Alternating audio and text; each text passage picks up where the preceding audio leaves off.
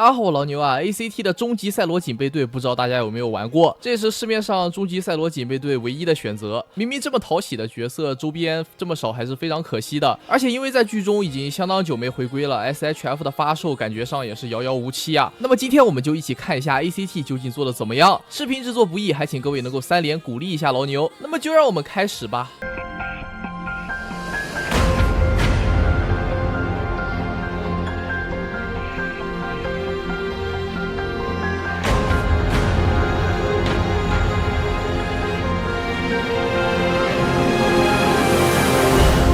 首先是这个 ACT 终极赛罗 1.0， 几乎是和当时剧场版的上映同时发售的。我们首先看到这个主体，各位能给这个外形打几分呢？拿它和 ACT 2.0 的终极赛罗来对比，很明显的感觉就是它的帕拉吉之盾做的非常小，但是身形方面看起来还是比较舒服的。面雕方面正面看起来会比较难看，虽然放在那个时期来说，还原度已经算得上是比较高的了。这边如果看侧脸的话，就会好很多，感觉一下就有那个韵味了。胸灯以及帕拉吉之盾上面的透明键，因为没有上银色的底漆，所以说看起来还是比较暗淡的。身体的红色部分可以看到是各个地方都有比较明显的色差。1.0 的 ACT 懂的都懂啊，掰起来真的手感非常烂，该松动的地方松动，该生锈的地方已经生锈了。同时这个 1.0 赛罗的可动性也比较烂，这就决定了它的把玩体验是非常差的，所以说各位如果介意这点的话，就不要买它了。配件方面算得上是这款产品的一个亮点，首先是这么一根长矛啊，可以看到上面的涂装还算是可以。我们拿它和 2.0 双赛套装里面的长矛做对比，可以很明显的看到 1.0 的长矛做的有些太短了，那它搭配 2.0 的这个赛罗也可以很明显的看到非常不协调。里面还有附属这么一个做工比较一般的手镯，这款产品独有的一个玩法就是这么一个盾牌的零件，我们把帕拉吉之盾胸口这一块的零件给它卸下来，然后换上里面所附属的替换件，再把盾牌安装在手上，就可以还原官图上面的玩法了。这个应该就是当时远古和万代没有沟通好，导致电影中没有出现的这么一个玩法出现在了玩具上面，这也是这款产品所独有的一个魅力点吧。下一款我们按照发售顺序来到红莲火焰这边，作为 ACT 2.0 系列的第一款产品，还是能看到很多不成熟的地方的。首先就是身高方面，早期的 2.0 相较于后面的产品来说会偏矮一些， ACT 的盖亚和佐菲也是这样的，但这对一部分玩家来说未必是一件坏事，个子矮上一些也就意味着它的身高会更加接近 SHF 了。拿它和 SHF 进行把玩，基本上是看不出来体型上面的差异的。说与之来到 SHF 赛罗的配件包也不是不行，头雕方面呢舍弃了原皮套的金属色表现，把整颗脑袋改为了一整块透明零件，而且眼睛部分的间距也改得更宽了一些，正面看起来会有点大鼻子的感觉。同时后脑勺的部分没有遮挡，会有一个比较丑的穿帮。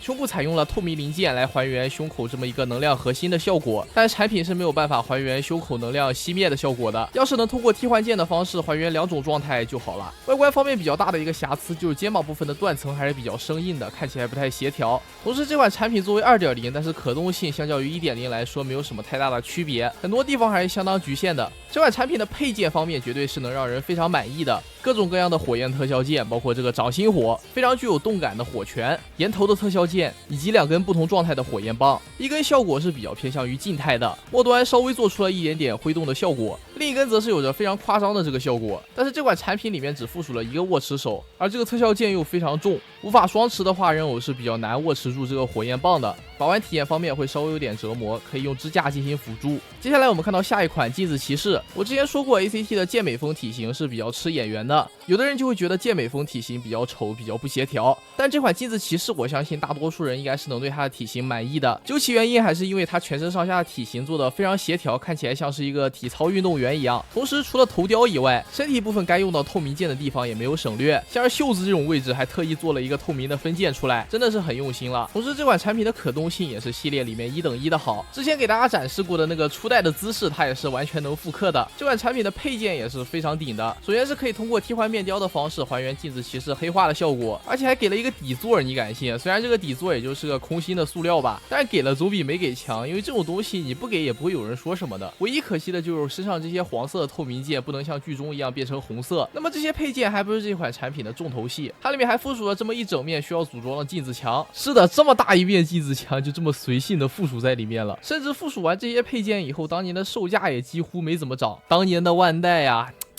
甚至于说它里面还能再给你塞一个特效键。就这个特效键，之前测评的时候我说过非常拉手，去年它就把我的手划流血了，各位把玩的时候也是要小心。装上去以后大体上是这么一个效果。下一款我们看到这个詹伯特，或者说国语翻译是叫钢铁武士，这款给我的感觉就是身形方面头看起来有点小，不太协调，然后腿看起来有点太长了。面雕部分还算是做的不错，脸上的白色是分2种，除去大面积的光泽白以外，像是眼睛上面的钢盔以及下颚是用到了珍珠白的涂装来丰富质感。眼睛部分比较可惜没有用到透明零件，但是上面是点了一些光油上去的。胸口的白色部分没有像皮套一样通过渗线的方式来丰富质感，看起来还是比较素的。但身上红色的漆面效果还是做的非常棒的，反光的这个质感做的非常好。但是可能是因为时间过去太久远了，这个有的地方红色的漆面还是会有不小的问题的，像是脚上的漆面都已经有些开裂了。另外这款产品全身上下，特别是下半部分会有特别多这种金属零件，虽然说确实是挺良心的，提升了玩具的分量，但是这么多年过去了，玩具也会因为这些金属零件导致全身上下的关节非常松动，甚至连站稳都是个问题，还是非常影响把玩的。产品里面有附属一把非常大的武士战斧，在替换战斧前记得把肩膀上的这个零件给拆下来，不然的话按照剧中设定来说是会穿帮的。可以看到拆下来以后这边是会有一个装位，产品里面也没有附属可以填充的零件，这个大洞就只能留在这儿了。把胳膊上的零件给取下来，就可以安装产品里面所附属的这把光剑了。装上去以后效果也是真心挺不错的。这款产品明明可动性挺好的，但是因为关节实在是太松了的缘故，真的是非常难凹造型啊，真的是可惜了里面附属的这么帅的配件了。各位如果比较注重把玩体验的话，还是要慎入啊。我们这边把它的胳膊给拆下来，安装上里面给的特效键，再把胳膊给安装在特效键的末端，就可以完成这么一个飞拳的效果，还是非常帅的。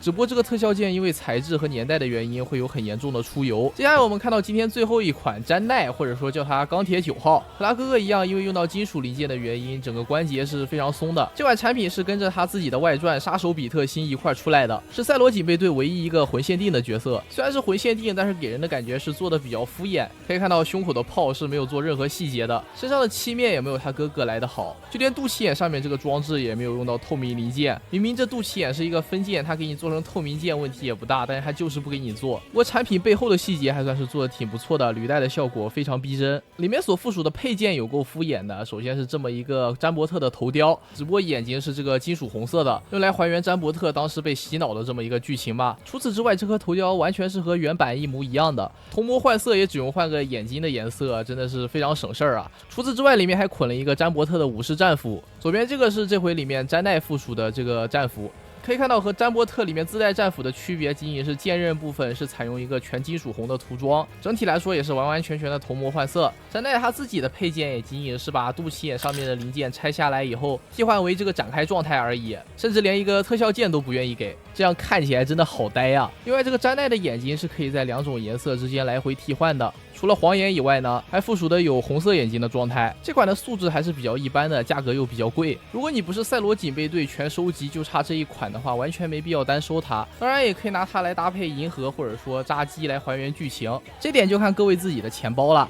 OK， 那么这边视频结尾再跟大伙讨个3连，拜托各位了，全职 UP 主真的很需要你的互动。我老牛，咱们下期视频再见。